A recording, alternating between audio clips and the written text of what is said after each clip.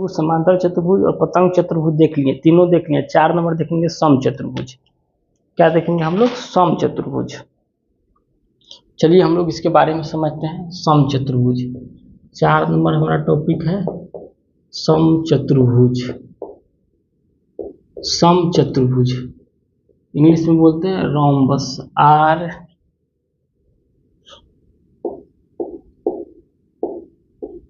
Rhombus, rhombus. चलिए इसका हम लोग परिभाषा लिखेंगे कि ऐसा चतुर्भुज जिसका सभी भुजाएं समान हो।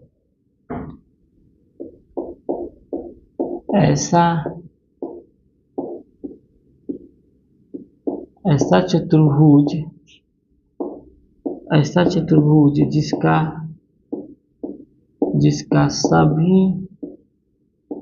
जिसका सभी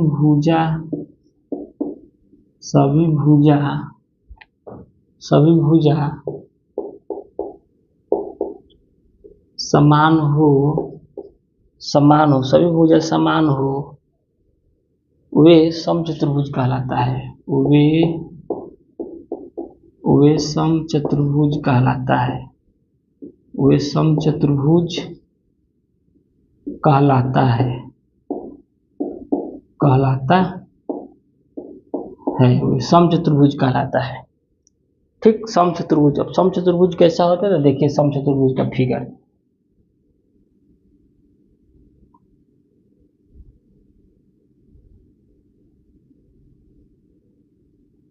ये क्या है? एक प्रकार का सम चतुर्भुज है। ये क्या है? सम चतुर्भुज है। ठीक, या ऐसे भी इसको बना सकते हैं।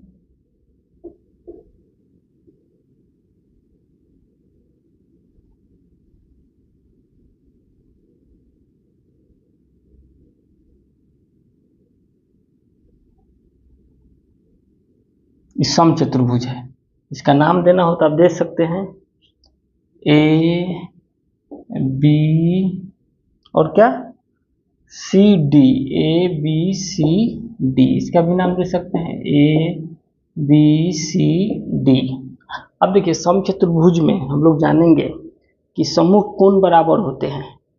सम्मुख कोण, इसका पॉइंट लिख लीजिएगा इसमें सम चतुर्भुज के। देखिए लिखिए कि सम्मुख कोण बराबर होते हैं। सम्मुख कोण बराबर होते हैं। सम्मुख कोण बराबर होते हैं। सम्मुख कोण बराबर होते हैं। सम्मुख का मतलब समझ गए ना, आमने सामने का मतलब एंगल ए बराबर एंगल सी हो जाएगा, एंगल बी बराबर एंगल डी हो जाएगा।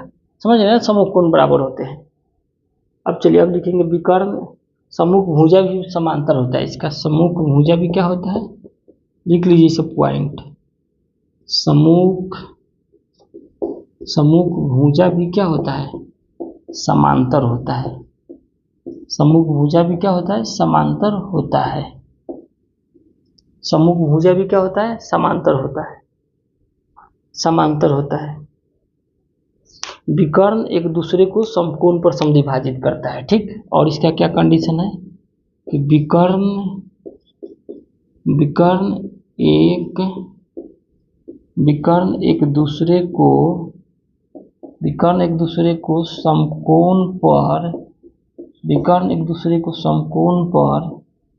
समद्विभाजित करता है। विकर्ण एक दूसरे को समकोण पर समद्विभाजित करता है। तो अब हम लोग इसको समझ गए। रोम्बस यानी ऐसा चतुर्भुज जिसका सभी भुजा समान हो, वे सम चतुर्भुज कहलाता है। और इसमें क्या होता है तो सम्मुख कोण बराबर होते हैं। सम्मुख कोण मतलब एंगल ए बराबर एंगल सी हो जाएगा, एंगल बी बराबर एंगल डी हो जाएगा। सम्मुख भुजा भी समांतर होता है, मतलब ए बी समांतर डी सी हो जाएगा और ए डी समांतर बी सी हो जाएगा। फिर विकर्ण एक दूसरे को, इसका विकर्ण हो जाएगा, इसका विकर्ण ई हो जाएगा। तो विकर्ण एक दूसरे को क्या करता है? समकोण पर करता है। मतलब EV 90 और EV 90। समझ रहे हैं ना, यही बोलना चाह रहा है। तो यही सम चतुर्भुज के यही प्रॉपर्टीज था। इसको हम लोग देख लें, इसको आप लोग याद रखेंगे। ठीक है ना, फिर आगे हम लोग जो क्वेश्चन बनाएंगे ना तो उसमें सब प्रॉपर्टी याद रहेगा तो भी हम लोग आगे बढ़ सकते हैं। ठीक है ना, तो इसको आप लोग नोट कर लीजिए सम चतुर्भुज के बारे में। तो आगे हम लोग अब बच गया आयत और वर्ग उसको हम लोग देख ले रहे हैं, ठीक है ना। आयत और वर्ग उसके बारे में हम लोग देख ले रहे हैं, इसको आप लोग नोट कर लीजिए। एक सेकंड रुकिए, एक के बाद थोड़ा ठीक करें, ठीक है। इसको आप लोग नोट कर लीजिए, समचतुर्भुज के बारे में और समांतर चतुर्भुज के बारे में भी बताए थे आप लोग को कि समांतर चतुर्भुज में भी क्या होता है, सम्मुख कोण बराबर होता है और सम्मुख भुजाओं की माप भी बराबर होते हैं और समांतर भी होते हैं, और आसन कोणों का योग उसमें क्या होता है 180 डिग्री होता है। आसन के मतलब क्या चीज़ है, आसन के मतलब अगल बगल, सम्मुख के मतलब आमने सामने, समझ गए ना। तो इसको आप लोग याद रखेंगे।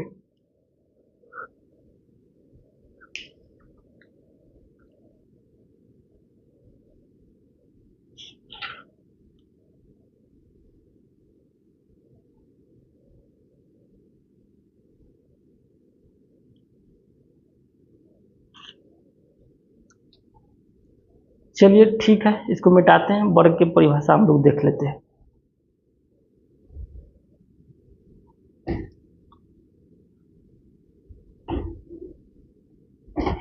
चलिए हम लोग वर्ग देखते हैं, वर्ग का परिभाषा हम लोग देख ले। 5 नंबर चतुर्भुज 6 प्रकार के बताए थे ना, चलिए वर्ग हम लोग देख लेते हैं, वर्ग क्या होता है।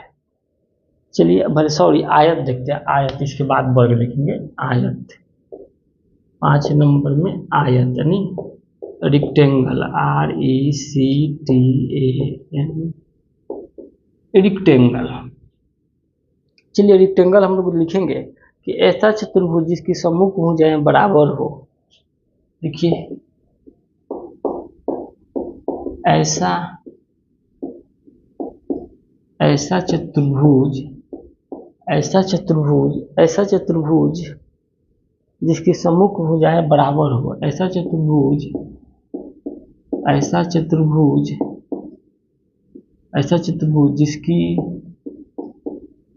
जिसकी सम्मुख जिसकी सम्मुख जिसकी सम्मुख भुजाएं बराबर हो, सम्मुख, जिसकी सम्मुख सम्मुख भुजाएं, जिसकी सम्मुख भुजाएं बराबर हो, सम्मुख भुजाएं बराबर हो, सम्मुख भुजाएं बराबर हो, सम्मुख भुजाएं बराबर हो, उसे आयत कहते हैं। उसे उसे आयत कहते हैं, उसे आयत कहते हैं, उसे आयत कहते हैं, उसे आयत कहते हैं। देखिए आयत, आयत की परिभाषा क्या है, ऐसा चतुर्भुज जिसकी सम्मुख भुजाएं बराबर हो उसे आयत कहते हैं। सम्मुख भुजा के मतलब आमने सामने की भुजा बराबर हो। जैसे में देखिए आयत की फिगर कैसे होगा,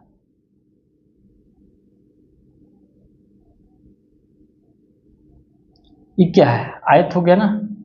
इसमें जो होगा ABCD, इसमें जो होगा सम्मुख भुजा मतलब हाई भुजा इसके बराबर है, हाई भुजा इसके बराबर है। समझ गए ना, वही बोलेगा ऐसा चतुर्भुज जिसकी सम्मुख भुजाएं बराबर हो उसे आयत कहते हैं, मतलब आमने सामने की भुजा बराबर हो आयत कहते हैं।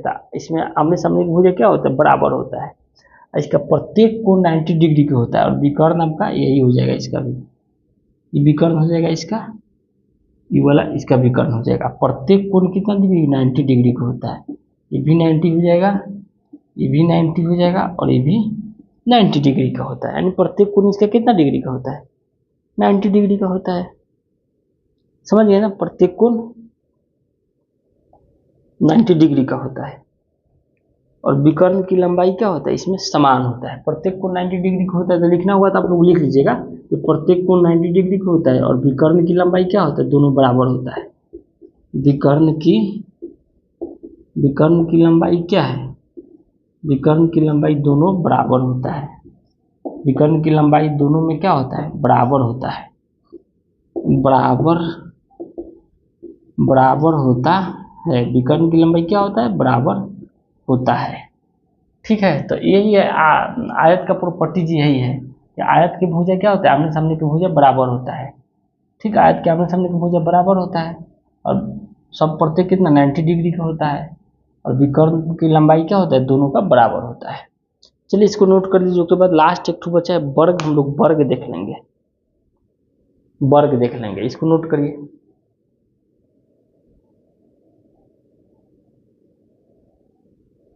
इसको हम लोग वर्ग देख लेंगे, ठीक है। चलिए वर्ग देख लेते हैं। वीडियो को स्टॉप करके आप लोग नोट कर लीजिएगा। चलिए वर्ग देखते हैं। 6 नंबर लास्ट बचा है, वर्ग हम लोग देख लेते हैं।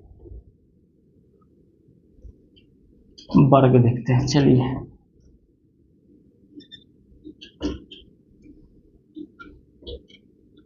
वर्ग हम लोग देखते हैं। लिखेंगे वर्ग, 6 नंबर है, लास्ट टॉपिक है वर्ग, स्क्वायर, SQUARE।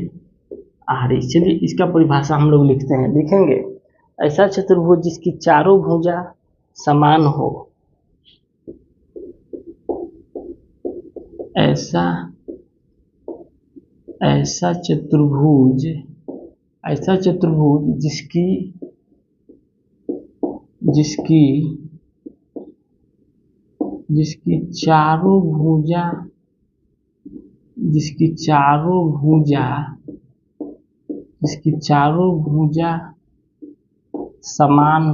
जिसकी चारों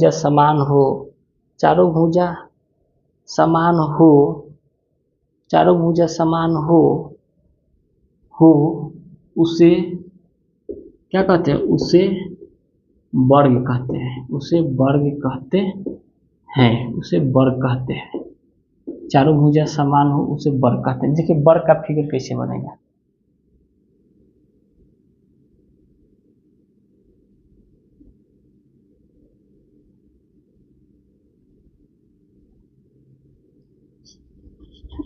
वर्ग का फिगर देखिए।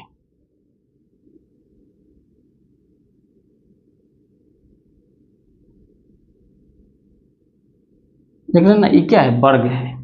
तो वर्ग में क्या होता है, सभी भुजा समान होता है, ये भी समान है, ये भी इसके समान है और ये भी समान है। तो वर्ग के भुजा के चारों भुजा समान होते हैं। और आयत में क्या होता है कि आमने सामने की भुजा समान होती है। तो याद रखिएगा, इसका यही कंडीशन है। और इसमें भी क्या होता है, सब 90 डिग्री के चारों कोण समकोण होते हैं और दोनों विकर्ण समान होते हैं।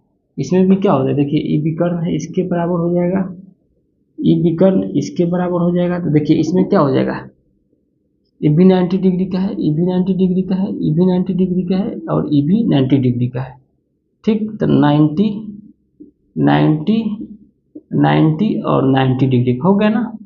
तो इसको भी, इसमें भी वही कंडीशन होगा आयत वाला कि चारों कोण क्या होता है, चारों कोण समकोण होता है। चारों कोण में प्रत्येक कोण 90 डिग्री के, यानी चारों कोण में लिख लीजिएगा आप लोग, लिखना होगा तो याद के लिए,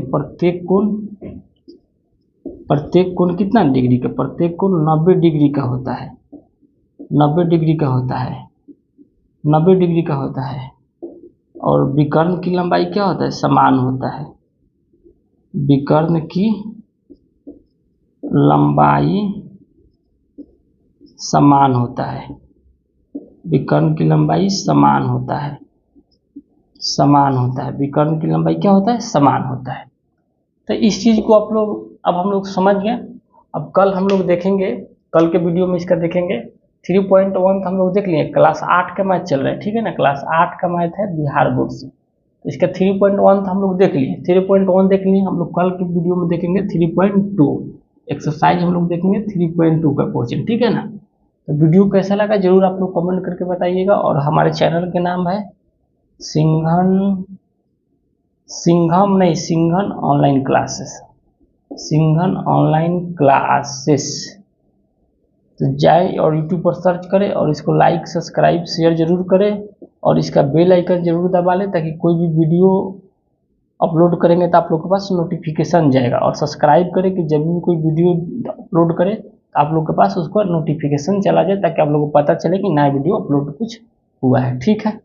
फिर मिलते हैं कल के वीडियो में। आगे हम लोग इसका 3.2 लेकर एक्सरसाइज के क्वेश्चन लेकर कल से हम लोग देखेंगे। वीडियो को यहीं पर स्टॉप करते हैं।